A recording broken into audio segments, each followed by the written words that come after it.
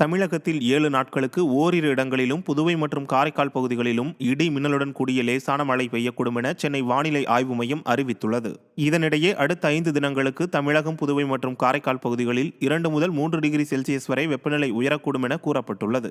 சென்னையில் அதிகபட்ச வெப்பநிலை 40 முதல் 41 டிகிரி செல்சியஸை ஒட்டியும், குறைந்தபட்ச வெப்பநிலை 30 முதல் 31 டிகிரி செல்சியஸை ஒட்டியும் இருக்கக்கூடும் எனவும் தெரிவிக்கப்பட்டுள்ளது. வருகிற 1ஆம் தேதி வரை பலத்த காற்று வீசும் என்பதால் வங்கக்கடல், மன்னார் வளைகுடா, தெற்கு கேரளா, லட்சத்தீவு, மாலத்தீவு உள்ளிட்ட பகுதிகளில் மீனவர்கள் செல்ல வேண்டாம் என அறிவுறுத்தப்பட்டுள்ளது. தமிழ்நாடு அரசு கலை மற்றும் அறிவியல் கல்லூரிகளில் மாணவர் சேர்க்கைக்கான கலந்தாய்வின் முதற்கட்டமாக சிறப்பு பிரிவு மாணவர்களுக்கான கலந்தாய்வு தொடங்கியது.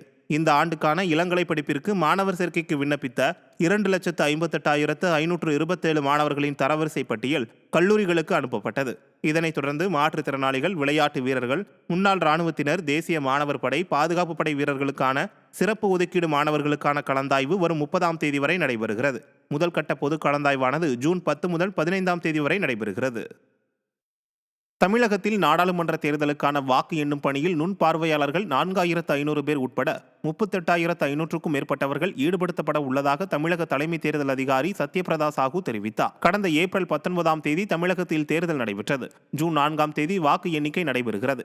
இந்த நிலையில் வாக்கு எண்ணிக்கைக்கான ஏற்பாடுகள் குறித்து தமிழக தலைமை தேர்தல் அதிகாரி சத்யபிரதா சாஹூ செய்தியாளர்களிடம் பேசினார். அப்போது தமிழகத்தில் 39 தொகுதிகளில் பதிவான வாக்குகள் அடங்கிய மின்னணு இயந்திரங்கள் 39 மையங்களில் பாதுகாப்பாக வைக்கப்பட்டுள்ளன. அந்த 39 மையங்களிலும் உள்ள 43 கட்டிடங்களில் சட்டப்பேரவை தொகுதி வாரியாக 234 அறைகளில் வாக்கு எண்ணிக்கை நடைபெறுகிறது. அனைத்து மையங்களிலும் வாக்கு எண்ணிக்கைக்கு 3,300 மேஜைகள் அமைக்கப்பட உள்ளதாக குறிப்பிட்டார்.